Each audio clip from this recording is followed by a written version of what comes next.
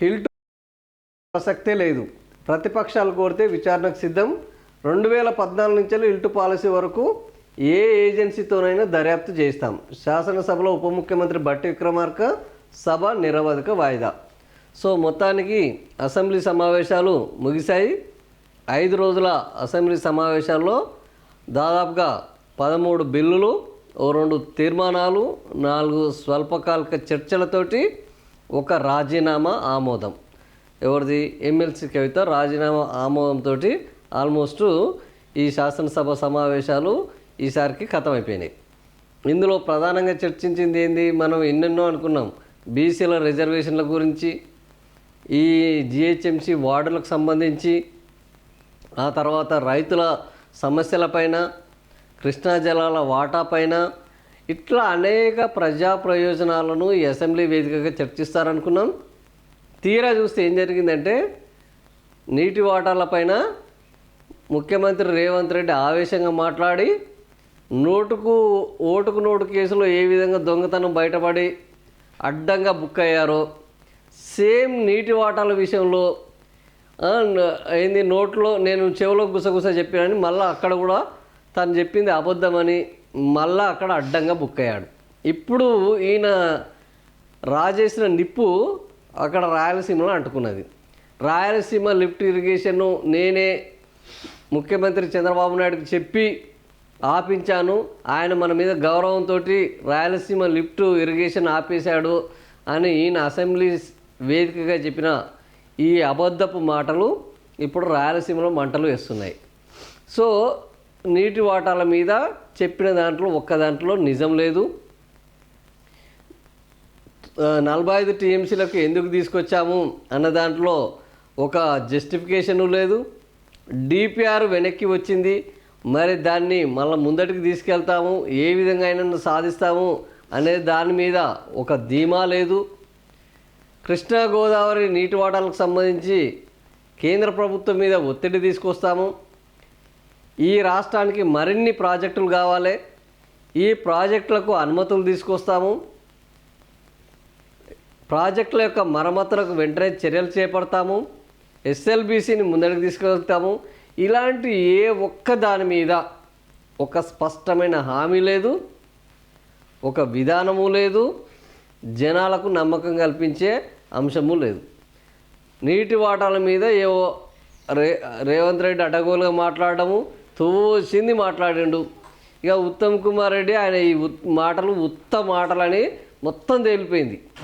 వాళ్ళు చేసిన గారడీలు, వాళ్ళు చేసిన నాటకాలు అసెంబ్లీ సాక్షిగా తేటతెల్లం అయిపోయినాయి.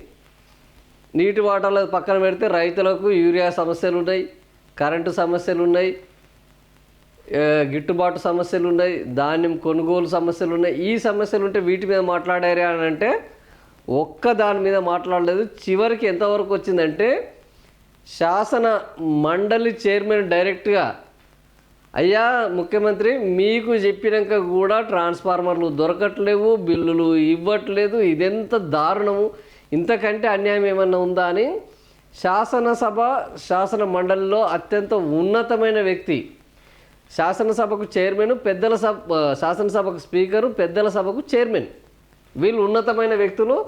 వీళ్ళే చివరికి ముఖ్యమంత్రికి చెప్పినా కూడా ట్రాన్స్ఫార్మర్లు రావట్లేవు, రైతుల కష్టాలు తీరట్లేవు, బిల్లులు ఇవ్వట్లేదు అని వాళ్ళ చైర్లలో కూర్చొని చెప్పడం జరిగింది. ఇంతకంటే కాంగ్రెస్ పార్టీ గురించి, కాంగ్రెస్ పార్టీ యొక్క వైఫల్యాల గురించి, కాంగ్రెస్ ప్రభుత్వం యొక్క అసమర్థత గురించి, రేవంత్ రెడ్డి తీరు గురించి గొప్పగా మాట్లాడుకోవాల్సిన అవసరం లేదు. ఈ శాసనసభ సమావేశాల్లో జరిగినది రైతుల గురించి. ఇంకా మిగిలిన హిల్ట్ పాలసీ అనుకున్నాం. ఇగో హిల్ట్ పాలసీ గురించి రాజీ లేని పోరాటం చేస్తాం, 10,000 కోట్ల రూపాయలను సాధిస్తాం, ఇది స్కామ్ కాదు, ఇది రాష్ట్రానికి బ్రహ్మాండమైన పర్యావరణాన్ని పరిరక్షించే ఒక గొప్ప పాలసీ అన్నారు. మరి హిల్ట్ పాలసీ గురించి మాట్లాడే ఈ సమావేశంలో ఇక్కడ ఇచ్చారు ఒక దగ్గర, హిల్ట్ పాలసీ గురించి మాట్లాడుతుంటే హిల్ట్ పాలసీ పైన చర్చ సందర్భంగా సభలో ఎంతమంది ఉన్నారంటే 11 మంది ఉన్నారట. ఇది వాళ్ళ హిల్ట్ పాలసీ మీద సభకున్న యొక్క గౌరవము, సభలో ఉన్న బలము, సభా సభ్యులు యొక్క ఆమోదము శీ శాసనసభ శీతాకాల సమావేశంలో 5 రోజు మంగళవారం సాయంత్రం సభ్యుల సంఖ్య చాలా పలసగా అనిపించింది. అసలు ఇక ముగుస్తుందంటే ఆల్రెడీ అందరు చదువుకున్నారు. ఓ ప్రభుత్వం మీద నమ్మకం లేదు, అసెంబ్లీ మీద గౌరవం లేదు. ఒక ప్రధానమైన ఈ ప్రభుత్వము ప్రతిష్టాత్మకంగా తీసుకున్న ఒక పాలసీ తీసుకొస్తుంటే ఆ పాలసీ గురించి మనం మద్దతు పలుకుదామన్న సోయి లేదు వాళ్ళకు. దాని మీద ఎలాంటి ఇష్టం కూడా ఉన్నట్టు అనిపిస్తలేదు నాకు చూస్తే. పారిశ్రామిక భూముల బదిలీకి సంబంధించిన ఇల్టు పాలసీ పైన స్వల్పకాలిక చర్చ జరిగింది.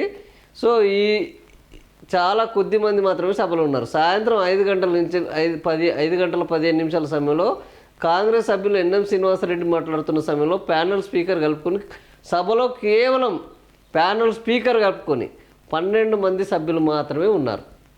ఎంఐఎం శాసనసభాపక్ష నేత అక్బరుద్దీన్ ఓవైసీని మాట్లాడుతున్న సమయంలో ప్యానెల్ స్పీకర్ సహా 11 మంది, అంటే ఇంకా 10 మందే ఉన్నారు.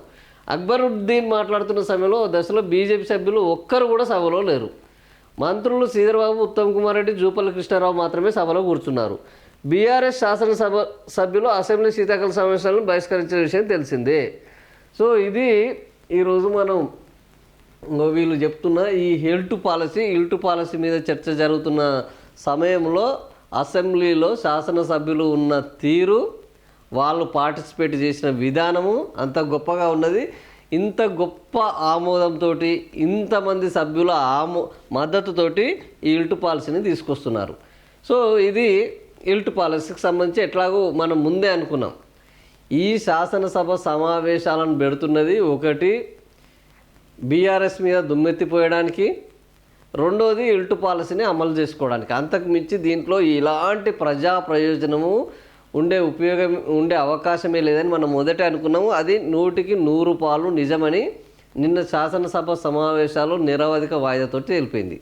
రైతుల సమస్యలను చర్చించలేదు, నిరుద్యోగుల సమస్యలను చర్చించలేదు, ఉద్యోగుల వేతనాల సమస్యలను చర్చించలేదు, పెన్షన్దారుల బకాయిల సమస్యలను చర్చించలేదు, రైతుకు సమస్యలను చర్చించలేదు, ఆరోగ్యశ్రీ విద్యాశాఖకు ఇవ్వాల్సిన సమస్యలను బకాయిల గురించి చర్చించలేదు, ఫీజు రియంబర్స్మెంట్ బకాయిల గురించి చర్చించలేదు. సో ఇట్లా రాష్ట్రంలో ఉన్న ఏ సమస్య గురించి కూడా ఈ 5 రోజుల అసెంబ్లీ సమావేశాల్లో చర్చకు రాకుండానే ఈ 5 రోజుల అసెంబ్లీ సమావేశాలు ముగిసినాయి. మొత్తానికి 13 బిల్లులని ఆమోదం చేసుకున్నారు. ఆ ఆమోదం చేసుకున్న బిల్లుల్లో ప్రధానమైంది వీళ్లకు బెనిఫిట్ చేసేది ఈ 5-6 లక్షల కుంభకోణంగా చెప్పుకుంటున్న ఈ ఇల్టు పాలసీ తప్ప వాళ్లకు డబ్బులు దండుకోవడానికి ఉపయోగపడే పాలసీకి ఆమోద ముద్ర వేసుకున్నారు. ఏదో చేద్దామని నీటి వాటాల మీద మేమే ఛాంపియన్లు అని చెప్పుకోపోయి మొత్తం ఆ నీటిలో పడి కొట్టుకపోయారు. అంతకుమించి ఏమి లేదు. ఇంకా బీజేపీ వాళ్ళైతే మేమే ప్రతిపక్షం, వాళ్ళు బహిష్కరించారన్నారు. ఆ ప్రతిపక్షం లేదు, అసలు ఆ పక్షమే లేదు. ఇక్కడ మనం ఇంతకుముందు ప్రధానమైన దాంట్లో ఒకరు మాట్లాడుతుంటే కూడా కనీసం అక్కడ ఆ సభ్యులు కూడా లేరు. వాళ్ళ మాటలను ఖండిద్దాము, వాళ్ళ మాటలలో ఉన్న తప్పులు ఏమైనా ఉంటే ఎత్తి చూపుదాము, ఒక ప్రతిపక్షమైన పాత్ర పోషించే అవకాశం వచ్చింది, దాన్ని సద్వినియోగం చేసుకుందాము అన్న ఆలోచన బీజేపీ వాళ్ళకు లేదు. ఇంకా ఎంఐఎం వాళ్ళు యథావిధే వాళ్ళకు కావాల్సినవి సాధించుకోవడానికి వాళ్ళు ప్రభుత్వాన్ని తిడుతుంటారు, అవి సాధించుకుంటుంటారు, తెల్లారి పొగుడుతుంటారు. ఇందులో కొత్త విధానం అంటూ ఏమీ లేదు.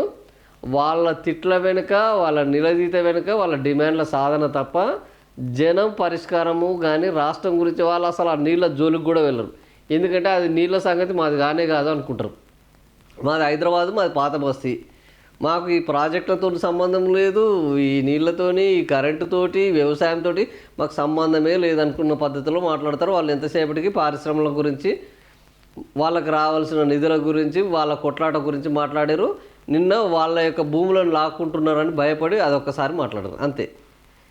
ఈ రకంగా 30 నిందలు, 13 బిల్లులు, ప్రజలకు అవసరమైన ఈ సమస్యల పరిష్కారాలపైన లేని చర్చలతోటి అసెంబ్లీ సమావేశాలు, శీతాకాల సమావేశాలు నిరవధిక వాయిదా పడ్డాయి.